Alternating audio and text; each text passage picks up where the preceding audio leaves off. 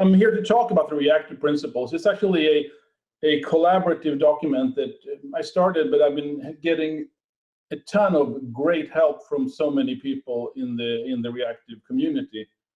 And there's too many names to thank. You should just go to the author list. I'll show you a link to the actual document if you want to read it afterwards. And it would not been able to pull this document off that I'm going to talk about here, and actually defining these principles without all the great people. That's been helping, I have to say. I also want to say that these principles, of course, as reactive, is completely general. They're not really tied to any specific industry or language or way of building use cases or anything. But to make it a little bit more concrete, I'm gonna sort of first set the stage as a context around cloud native applications. So you have a little bit of understanding in how it could fit there. I mean, a lot of people are writing cloud native applications today, so I think it's fair to give a little bit of special treatment to that, even though, as I said, the principles apply to almost any system that you might want to build. So let me first then define what cloud native means.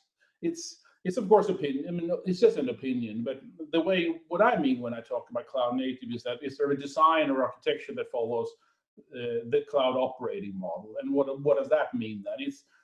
It can sort of be defined as applications that are limited in the ability to scale vertically on commodity hardware. And this leads to a distributed system. It leads to having many isolated autonomous services, what many people nowadays call microservices. So it implies running something in a distributed environment. And all inter-service communication you need to assume that all inter-service communication takes place over unreliable networks that can fail at any time. And it must always also assume that underlying hardware can fail at any time, can be restarted at any time, can be moved at any time, and so on. And service also needs to be able to sort of manage failures in its pairs and manage the failures of networks and things like that and take that into account. And it's a world where strong consistency that we've learned to love and use, that worked great in the monolithic world with a single database. It's actually often too expensive. It's absolutely possible and it's a great tool, but it's too expensive to just use to just use for everything, because coordination that's required is a lot more expensive in a distributed system than it is in a single machine. So so it's a world where it's actually hard to make. You have to do some extra work to make services available, more performant and scalable. It's also a world, the cloud where the ceiling is actually quite high in our ability to do so if we do things right. So if we take advantage of the cloud, we can reap all the benefits of availability and scale, but we can very easily shoot ourselves in the foot if we do it the wrong way. So that's sort of the cloud operating model. The cloud native application, in my opinion, is just an application that is designed to leverage this operating model. They're sort of designed to thrive in this barren land of distributed systems. So you've probably seen this comic probably too much than you would like, but I think it actually quite well describes what I want to say here, and that is Kubernetes and cloud in general. It's not tight. It's not just Kubernetes, but Kubernetes is the name of the game now. It's really hot. It's really buzzy. It's really good, amazingly good, but unfortunately, it's not sufficient, even though some people want to believe that it is. So the question is then, why is not cloud infrastructure enough? What is missing? And Kelsey Hightower, as a lot of people you might know, captured the essence of why it's not enough very well in this tweet. So I actually decided to include it in the presentation. And he said, and I quote, "There's a ton of effort attempting to modernize applications at the infrastructure layer, but without equal investment in the application layer, think frameworks and application servers, we're only solving half of the problem." So the question, what is this other half, and that he talks about? The infrastructure layer excels at managing and orchestrating and scaling and ensuring availability of sort of empty boxes of software. That's the containers. But naturally, I mean, if you think about it, of course, that's important, but equally much matters what you put inside these boxes, because just managing them only gets you half the way there. I mean, it also matters what the software that you actually put in them, and also how you stitch them together into a single coherent system. So a cloud native application, the way I view it, needs two things. It needs a scalable and available infrastructure layer. That's our loved and sort of Kubernetes installations, cloud infrastructure on the cloud vendors, and all of these things that we all use. But it also needs a scalable and available application layer, and it needs these two to work in concert, work together, and forming a single cohesive application. It's sort of one unity, one single thing. And in order to be able to maintain things like end-to-end guarantees, maintain the SLAs that you put on your application throughout the whole life cycle of the application, and shielding the developer from a lot of these low-level complexities that you need to do, and that you are sort of being overloaded with when embarking on this journey. So reactive, I really think, shows the way here. A reactive application is an application that sort of addresses the distributed systems, the problem of distributed systems directly in the abstractions, in the programming model, in the data models, in the protocols, in the interaction schemes, in error handling, in everything. It sort of is really a way of being honest about the constraints that we have when moving to the cloud in a way, and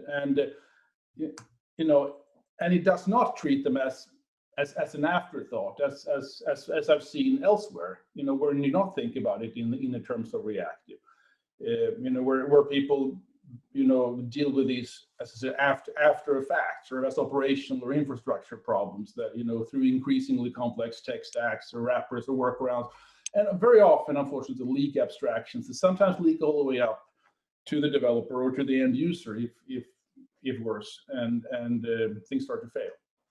The question is, what is the antidote here?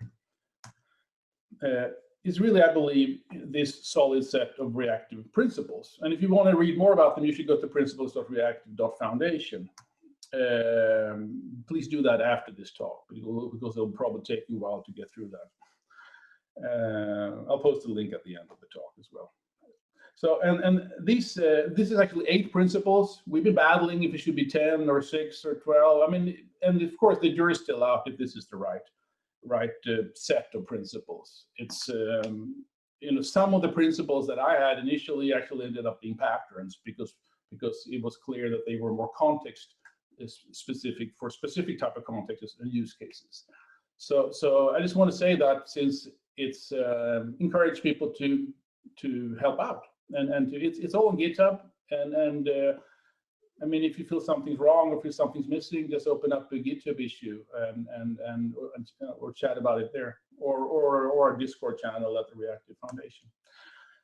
The principles, anyway, are: stay responsive, accept uncertainty, embrace failure, assert autonomy, tailor consistency, decouple time, decouple space, and handle dynamics. So of course, there's a lot to go through for just about 50-minute, 45-minute talk, but I'll try to do my best, even though I will just, scratch the surface on each one of them.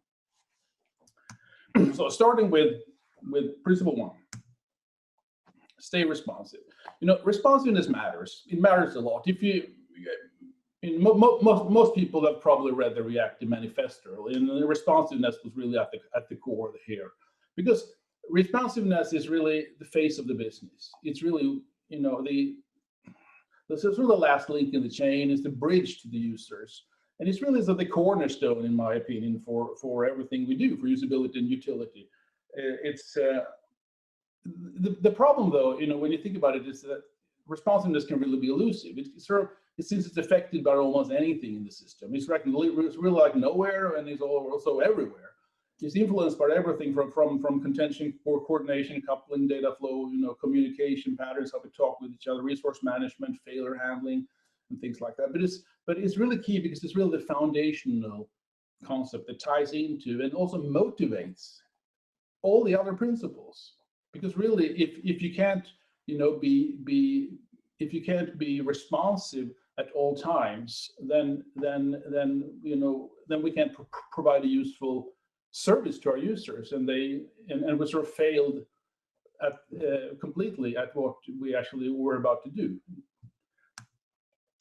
It's easy to stay responsive during blue sky scenarios when everything goes planned, but it's equally important and a lot harder, to stay responsive in the face of unexpected failures, when things don't go as you planned. We have communication outages, we have unpredictable workloads, we're like Spike being slashed on it, as we used to say. I don't know if we do anymore. It sort of doesn't matter if you're correct, if you can't provide the functionality that's needed when the user needs it, right? But it's also, you naturally gravitate to talk a lot about latency and fast and performance and all that. But it's actually more than that.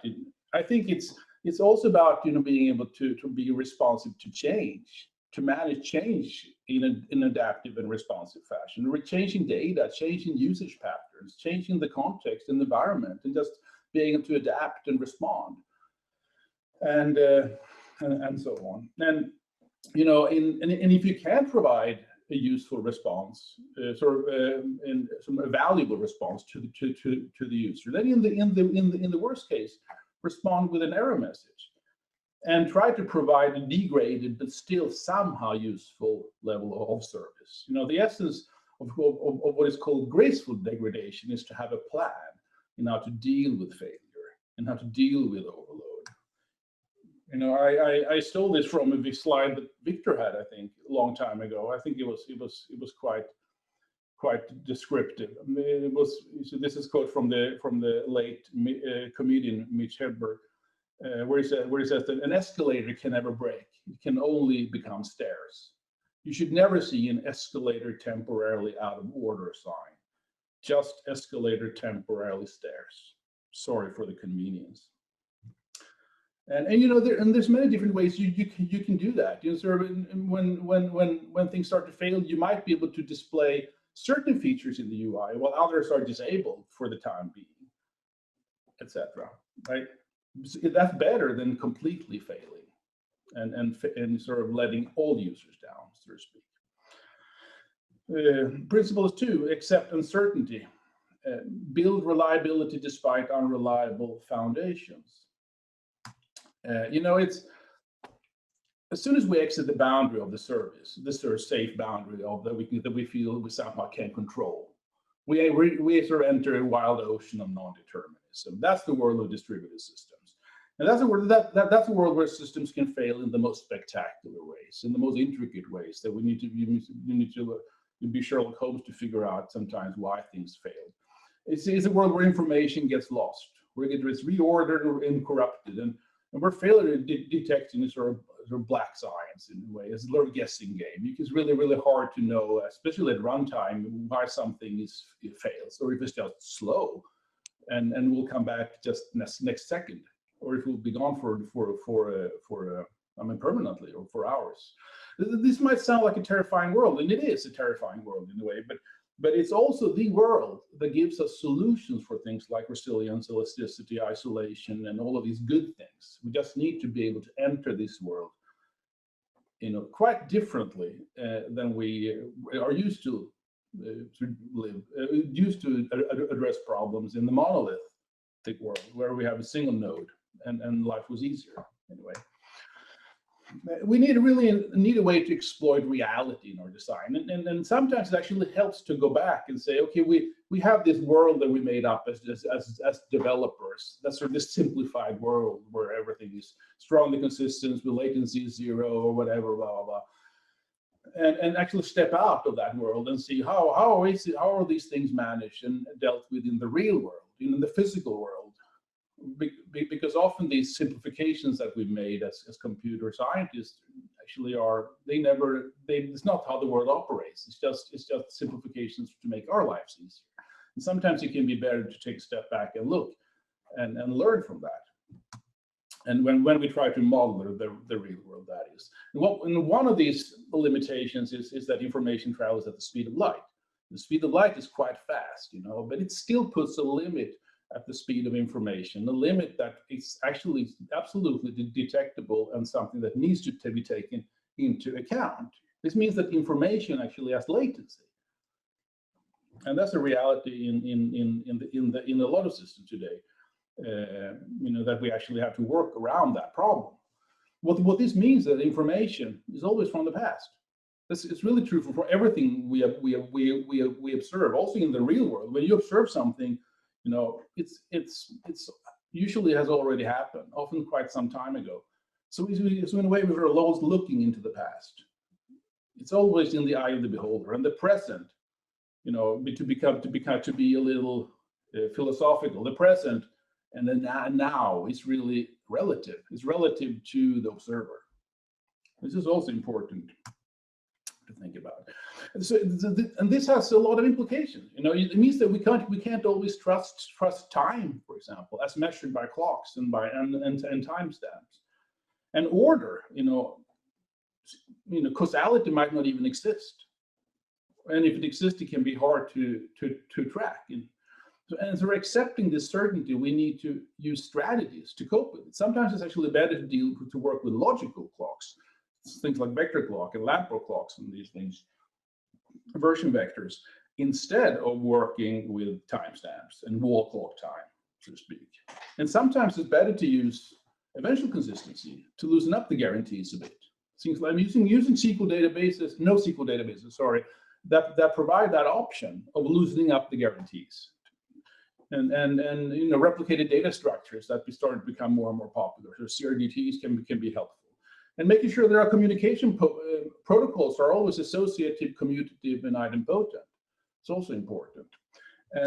But most importantly, I think it is accepting the facts that there is no now. And what I mean by that is no globally consistent now. The present is relative and subjective, is always framed by the observer. And the fundamental problem is that we don't have a really good way of managing shared memory in a consistent and reliable way. So it's really impossible to know what's happening on another node right now. And we can't, wait indefinitely for information to arrive at us before we make a decision. This means that we have to take bets, and we need to sort of work around that problem with latency and sort of incomplete information that we have to work with. Data is very often outdated already when we get it. And transactions, as we used to reach for, is sometimes possible, but not always an option, due to the problems with performance, with scalability, and availability, and because it's really hard to model this sort of space in between the services, and I really believe that we need to manage this uncertainty sort of directly in the application. And indirectly in our business logic, directly in the way in our protocols, how we communicate, and what contracts we expose to our peers. Pat Helen said in this great paper, Life Beyond Distributed Transactions, that you have to read. He said that, and I quote, "In a system which cannot count on distributed transactions, the management of uncertainty must be implemented in the business logic." It's our job to manage this in a safe and sane way, which is hard, but there are good tools for sure. Principle 3: embrace failure. Expect things to go wrong and design for resilience. There are different strategies for dealing with failure. A couple of them can be seen here. Neither of these, I think, is actually sustainable. Either panicking or just sitting tight and hoping for the best. Or particularly healthy, for that matter. But I think we fundamentally need to change the way we think about failure. You know, failure is inevitable. Failure is something that is natural. It's not something that we enjoy. It's not something that we like, but it's still natural. And you know, it's funny that a lot of languages and frameworks and so call failures exceptions, because there's really nothing exceptional about failure. Failure is just a natural state in the life cycle of the application. It should be part of the application state machine. Just like start, like stop, like pause, resume, you have failed. And you have, recover from failure. So if you think about failure like that, it becomes less something to stress you, something stressful. It's something that you can think about how to design for and manage it, instead of trying to, at all costs, to avoid it. Resilience is really by design. This is a really powerful image that I found. It's a picture from a home in Texas, Gilchrist in Texas. It was designed to resist floodwaters. It was one of the few houses, as you can see, that survived Hurricane Ike in 2008. And since it was, designed for failure, designed to be resilient from ground up. And resilience is really nothing that you can bolt on afterwards. It really needs to be there from day one. And to make things worse, it's accident, as SIDNEY DEKKER said in his great book Brief to Failure, that you can read yourself. He said that accidents don't come from relationships. No, sorry, accidents come from relationships, not broken parts. It's really, things really start to fail in the intersections between components, between systems, and it's really hard to understand how to design for failure by just looking at each component in isolation. We need to look at it at a system as a whole, and really try to understand how things interact. And I think both decoupling in space and decoupling in time, which I will talk about later, so I'm jumping ahead a little bit here, both of these principles by themselves helps us with building resilient systems. Because decoupling in space really helps us to make sure that failure is contained. Failure is kept inside the designated failure zones, what we often call bulkheads. And we need to contain the failures, because if we don't do that, failure will rapidly spread, causing this sort of cascading failures, perhaps sometimes taking down the whole system. So that's really, really important, and decoupling in space can help with that. Decoupling in time is also really important, because it helps other components to reliably detect and handle failures, even when they can't be explicitly communicated. So this sort of temporal decoupling is also really important. So what are the requirements for sort of sane or for really good failure management protocols? There might be different opinions, but something that I found being extremely useful is to think about failure and design your failure solution like this. Like, first, you contain failures, as I said, with bulkhead, is in order to avoid cascading failures. Then you have a way to reify the failures as values. Because if you treat failure as data, that means that you can put them in events or in messages that can travel across context, travel across component context, across node context, across data centers even.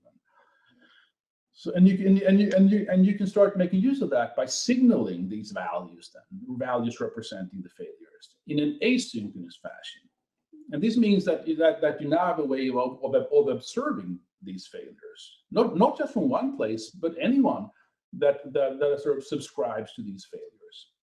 And finally, by having that in place, you have now a way to manage it outside the failed context, especially if you're able to signal the failure across the network. Then it means that the whole node can go down, but the component managing the failure sits safely on another node and can manage that. Perhaps spawning up the component again once the node's up, or perhaps respawning him on another machine and continue service there. And this model is what we call location transparent. I haven't talked about that yet, but I will will later, but keep that in mind. But by having failures as values that can be put in messages, it actually fits very well into how you manage the, how you sort of design event-driven systems in general, because a failure now is no different from any message. It can be stored, monitored, replayed, subscribed to, just like any other message. It can be part of your life cycle, just like any other message. So there's also something less scary and about failures when you treat them like that. It also allows for this little let it crash way of thinking about it. Where you fail fast and restart fresh. And the whole idea is often better to do that than continue into working in some sort of crippled state. This is a model that's been used with great success in the actor model, in Erlang and Akka and Elixir. But it's absolutely a pattern that can be, applied to almost anything, I believe. So that's embrace failure. Principle 4 is assert autonomy. Design components to act independently and interact collaboratively. Autonomy, what does it mean? It really means to be self-governed. And the definition of, one of the definitions I've read is that to act on your own values and interests.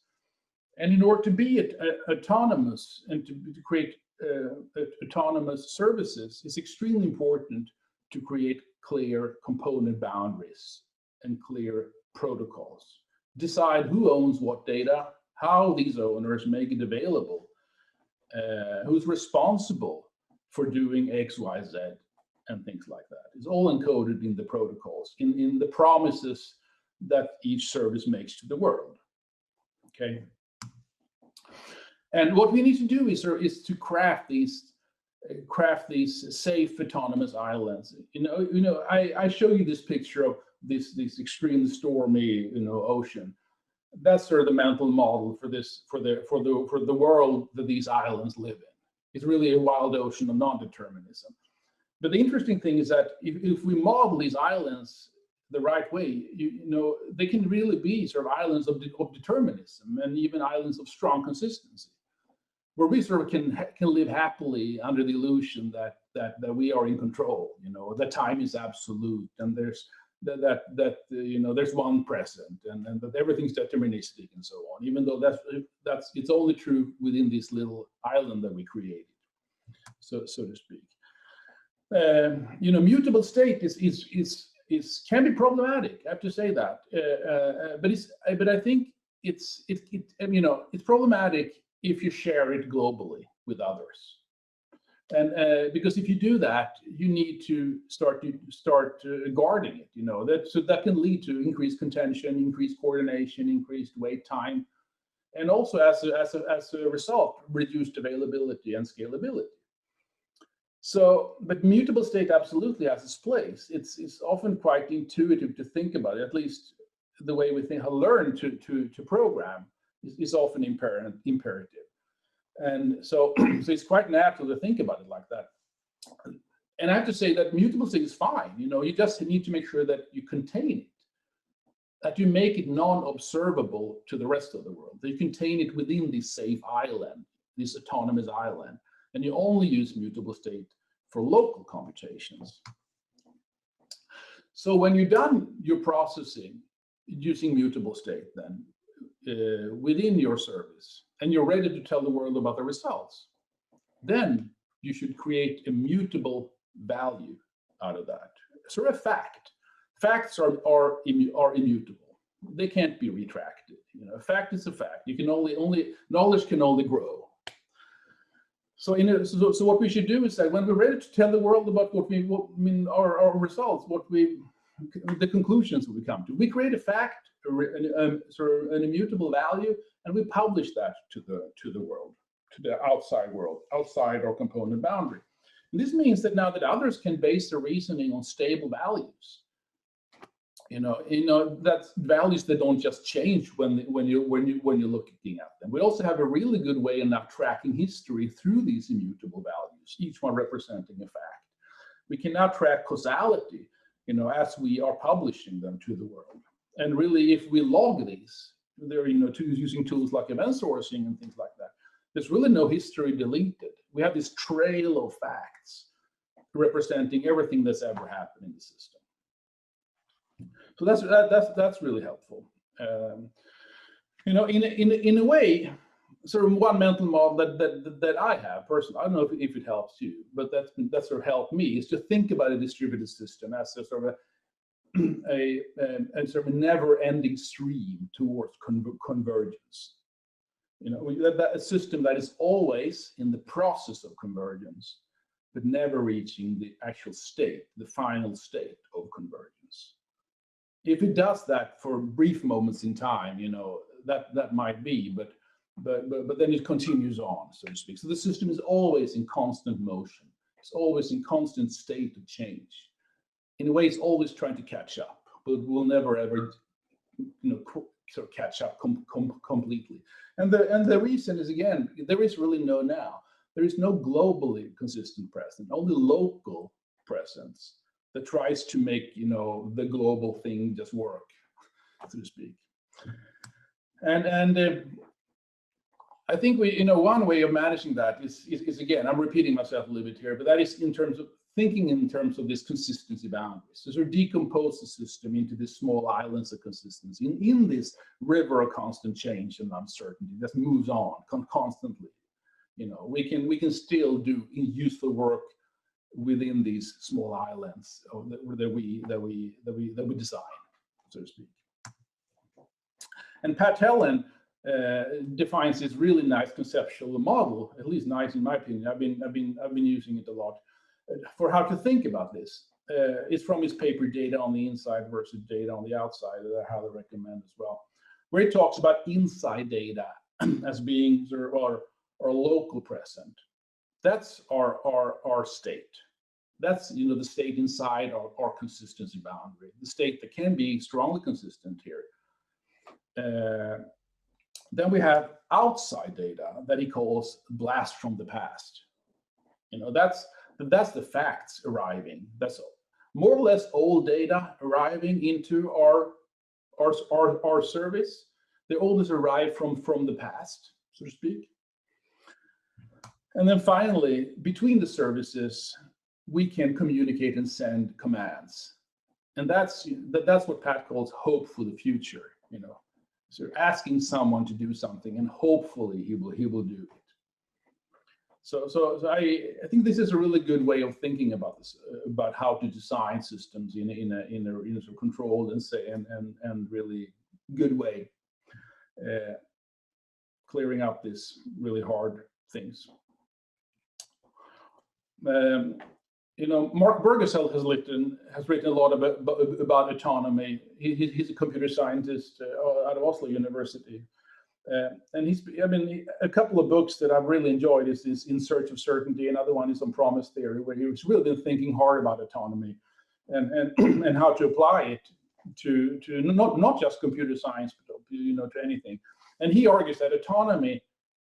So one of the key things is that autonomy makes information local. And that leads to greater certainty and stability in the system. You know, I made a whole talk where I elaborated on that. I don't have much time to go into detail now, but it sort of ties into everything I've said here, I think.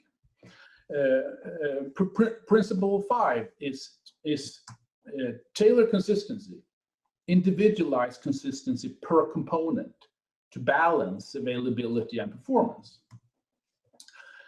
You know, some people might disagree here, but you know, in my experience, is strong consistency the wrong default? It's not wrong per se, you know, but it's the wrong default. Strong consistency is just too brittle to be a good default in distributed systems. It's really hard to make available, and it's really not how the world works. You know, everything in the world is things in the real world is seldom strongly consistent. And you know, as I said, it's really nothing wrong with strong consistency. It's a great tool. It simplifies everything that we do very, very well. And if we could, I'd use it, you know, everywhere, of course. but it's really, I mean, where I found it problematic is when people just apply it out of habit to all problems, and then they run into problems, and they have to sort of backpedal out. So I think we should use it. Sorry, what is this word? Judiciously, right? We're only where we absolutely need to. So start with no guarantees and then add in guarantees as we go along. And Pat Helen again, on this great paper, Standing on the Shoulders of Giants, said that they argued for the same thing, and he said the two-phase commit is really the anti-availability protocol. It's really hard to make transactions available because it requires participation of all parties at all time. So if someone fails or goes unavailable, then you need to wait for that party to come back to make sure that you have that strong consistency that you need. So my word of advice is really don't carry around stronger guarantees than you absolutely need. Every guarantee has a price in terms of scalability, in terms of resilience, in terms of reliability and availability. It's better to start with weaker guarantees and then add in stronger as they are needed, so you don't pay the price unless you absolutely have to. Okay. So these consistency boundaries that we talked about, if you design your services like that, then you can really have this safe island of strong consistency, sort of an atomic view within this little bubble, sort of. But it really requires that we own our data in each service exclusively, which is good microservices practice. We are starting to get used how to do that. Each service owning their data exclusively and not, allowing to call into others. Like, I'm just going to take a little peek here. It won't do any harm, right? No, it will in the long run, because that will escalate into worse behaviors, I'm sure. But between these consistency boundaries, it's actually a lot harder. It's really a zoo. But the great thing is that it is this zoo that gives us availability and scalability. It gives us more options, or lifts the ceiling in a way. And in between these units of consistency, we have to rely on eventual consistency. Just like Pat Helen said, that we need to accept the fact that the data that arrives is always from the past, and we need ways of managing that. But we shouldn't really be surprised, because it's actually how the world works. We shouldn't fight reality, as I said earlier. We should embrace it and look at how we solve solutions, how we solve problems in the real world, and try to mimic that more, perhaps. There are many great tools for managing, for working with eventual consistency now, and things like NoSQL databases, as SRTs. Think in terms of causal consistency is always helpful. But if we can't use transactions but still have to coordinate and be certain about something across multiple components, then what can we do? I think so I learned from Grace Hopper, and this great quote that you probably have heard before, is when she said it's easier to ask for forgiveness than it is to get permission. I think we have a lot to learn here, because what do we do in real life when we have to do something like this, to be sure about something? We usually take an educated guess, some sort of bet that a condition will hold. And if we're wrong, then we apologize and we perform some sort of compensating action. This is very much matches reality and how we as humans collaborate all the time. We're so reduced to this behavior, and I think it's actually something that we can use with great success in computer science and in cloud computing and distributed systems in general. It's actually not sort of a way. There's an example from the real world that sort of applies this way of thinking and designing systems. Is, for example, airlines allows you to sort of overbook flights, but then try to sort of bribe themselves out when the plane's overbooked. by issuing vouchers, sort of compensating actions. And ATMs is another example. They actually allow you to withdraw money even if you can't reach back to mainframe, if there's some sort of disconnect in the network. But then later charging your account, sometimes even with interest, to make up for that. Sort of compensating action again. Perhaps not apologizing, but still compensating their bet that you actually had money on the account. In general, I think we need systems that are decoupled. Decoupled in time is the decoupling in time that actually gives us concurrency. It allows us to introduce this asynchronous boundary that gives us loose coupling. And it also needs to be decoupled in space, which gives us distribution. The ability to communicate across context, across cores, across nodes, across data centers. It gives us mobility.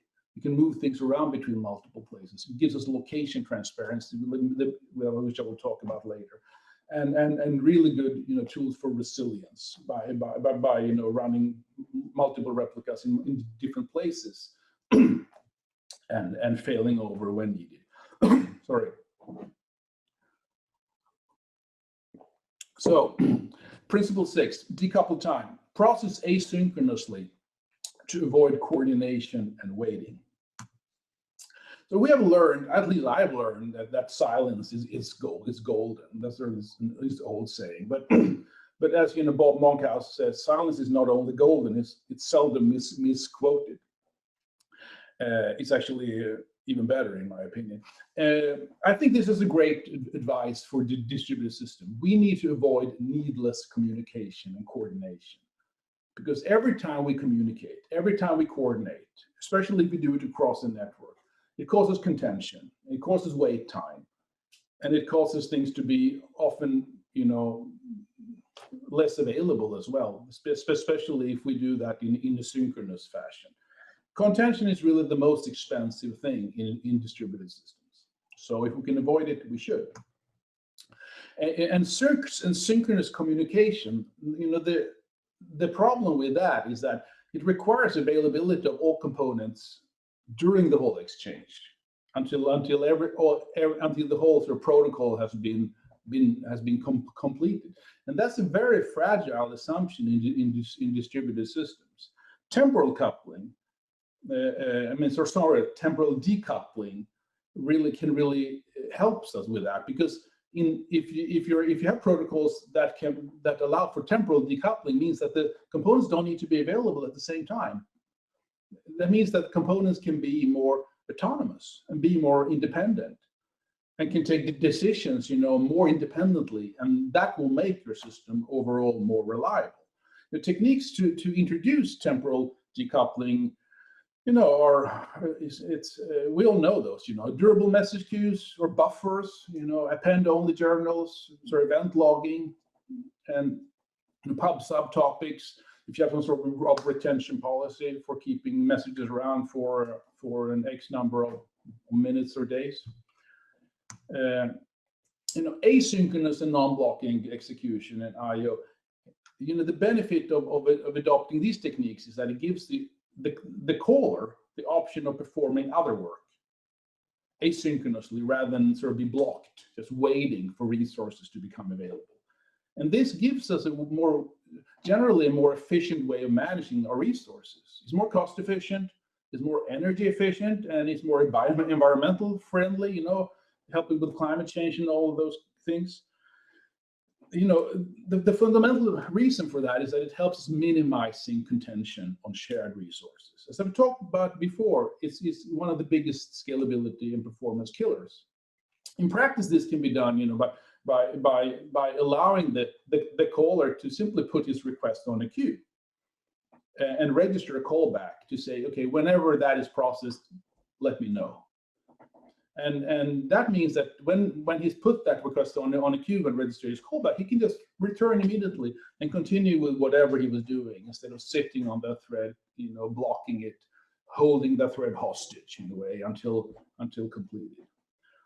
There are many great ways of doing that today. Future promises, data flow variables, async 08, some programs have coroutines and so on. So it shouldn't do this yourself with wait notify and things like that. Even though you can, it might be actually quite fun if you have the time. But use libraries for all of these things.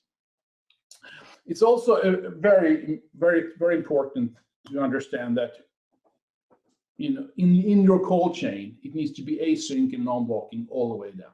The weakest link in the chain actually matters. You have contention, which means essentially, two things that is worth keeping track of. You first have contention, which means that which is waiting or queuing for shared resources. And then you also have something called coherency, which is the delay for data to become consistent. And it's captured in these two very important laws. First, we have Amdahl's law. That's this dotted line, which shows the effect that contention has on parallel systems. That contention can actually give us diminishing returns. So as you add more cores or more nodes, the throughput on the vertical axis, you can see, and concurrency is actually the number of nodes, cores, whatever, it decreases as you get less and less out of it. So to speak. But if you add coherency into the problem, as you do if you look at the universal scalability law, it shows that incoherency can actually give you negative results, which sounds really scary, right, and weird. But by adding more cores or more nodes, actually you make things worse, because the benefit of those is eaten up by the need to coordinate. Okay, so this is worth keeping in mind. Decoupling space. Principle 6, decouple space. Create flexibility by embracing the network. This is one of my favorites if you've seen other talks.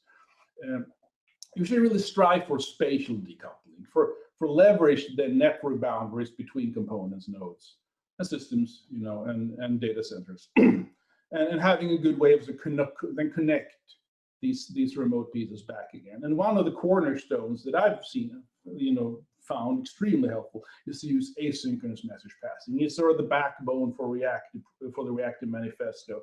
It can be achieved again with high-level libraries. There are many out there. gRPC, NATS, Akka, Kafka, HTTP. There's many ways you can actually do async, even though some people are using these in a synchronous fashion as well. And it's really important to embrace the network. The key insight here is that we need to make the network first class in the programming model, to really embrace the constraints of distributed systems, the constraints of the network, and instead of trying to sort of hide it behind some sort of leaky abstraction that we've seen many times in the past and that's failed almost every time. EGBs, core bus, network attached disks, and all these things, trying to pretend that it's all local, that it's all fine, you don't need to worry, it's just the same semantics as you used to. Well, it is in the blue sky scenario, as we talked about. But when things start to fail, they will fail spectacularly, and you have no way of managing it because everything's hidden behind this shiny abstraction. It is better to make things explicit, first class. So, one of the best way to do that is to go async. Use asynchronous I/O, use message passing, because it forces us to design for failure. It forces us to design for uncertainty. It forces us to not pretend that the network is not there. So sort of tackle things head on. Make distribution first class. And this also gives us a way to sort of dive into adopt, let's say, location transparency, which is also a really important concept. Location transparency essentially means that you have one communication abstraction, regardless who and how you talk, how you communicate. One abstraction for all dimensions on scale. So the same semantics and the same programming model can be used to communicate between cores, between core and socket, between sockets, up to CPUs, to container, up to server, to rack, data center, global. Throughout all of these layers, you have the same semantics and the same tools, instead of, as we often used to, relying on different tools with different semantics for each one of these levels in scale. For example, using callbacks for the single core, and then you jump up to threads. Oh, you need to use threads and locks, and then okay, now we talk across nodes. Then we use pubs up and some sort of message queue. It's hard because and actually worse, that actually locks in your topology of your system, because you have already designed that certain components can only communicate using sort of concurrency paradigms, callbacks or local coroutines and things like that, promises, while others you have a message queue in between. But if you have the same semantics, the same programming models for all communication, so it lifts it up, that means that your components can actually move around. You get mobility in the system. And what's best is that the user of these components don't even need to know where they're currently running. It might be run right in the same context as a client, or it might run in another machine or in another data center. And that might change. You might just run, local, and then the system optimizes it because it's better to move it off. And more often, it's actually the inverse, that it turns out that you're using a service or data, somewhere quite often, and then the system optimizes and moves it closer to where it's being used. If you have one sort of unified programming model with unified semantics, then that's easy, And asynchronous message passing gives you that. It is this great unifier that works across all these levels of scale. Spatial decoupling also helps with the resilience, because when you think about it, a single thing can't possibly be resilient to failure. If that thing fails, it's game over. Okay, the system can only be resilient if it's allowed to live in multiple locations at the same time. That's what gives us redundancy, So in other words, what we have to do is we have to distribute out the parts across space, and that's what spatial decoupling really gives us. It enables, it gives us this platform for replication, for failover, and so on, and it also gives us a way to share load, because it might not just be for availability we want to do this. We might actually want to split up the service and having load balance in between and hit different nodes, with different types of sort of shard the data, so to speak, depending on perhaps the user ID, for example, or things like that, because one node simply can't deal with the load. That really helps with scalability and performance again. And location transparency means that you can do all this without other services needing to know anything about how that is managed under the hoods, so to speak. So the backend is free to move things around and optimize things as it wishes, depending on how the application is currently being used, without the client having to know, which is really, really cool. Principle 8. So we're reaching the end soon here. Handle dynamics. Continuously adapt to varying demand and resources.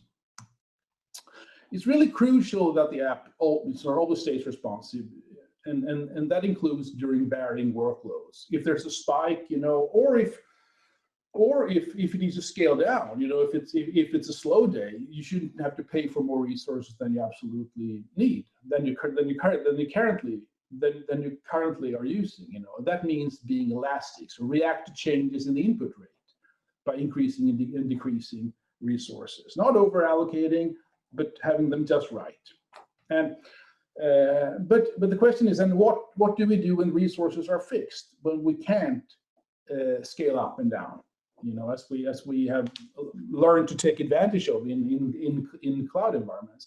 Then we need to sort of decrease the scope of processed inputs, and we need to often start to lean on graceful degradation, signaling degradation to the outside.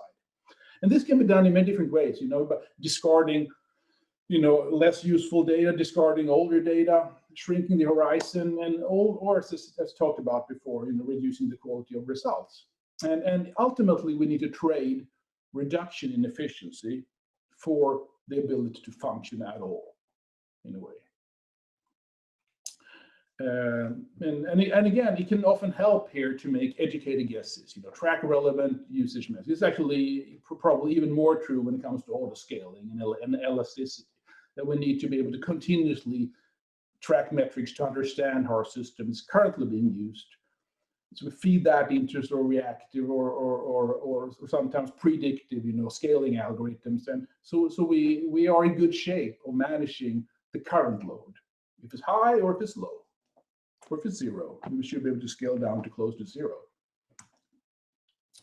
And it's really, really important also to always apply back pressure. And back pressure, needs to be applied all the way up to the top, because we can never have that a fast producer overwhelms a slow consumer.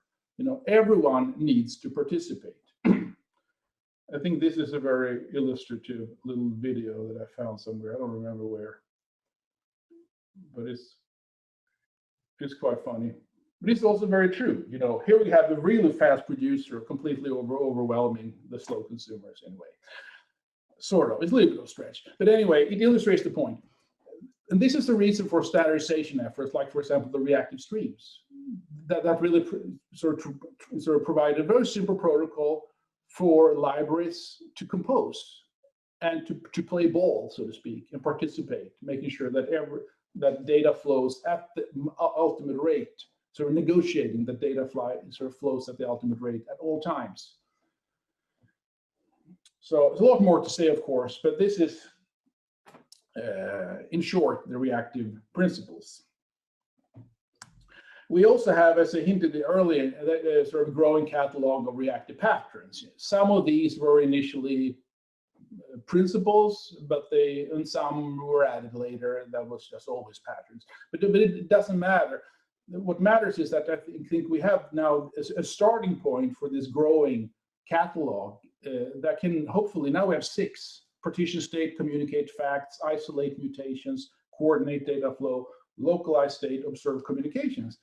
But it shouldn't stop there. I mean, if you have ideas for patterns where you find that these reactive principles will help you, it can be context specific, use case specific. We can just state clearly where this pattern applies.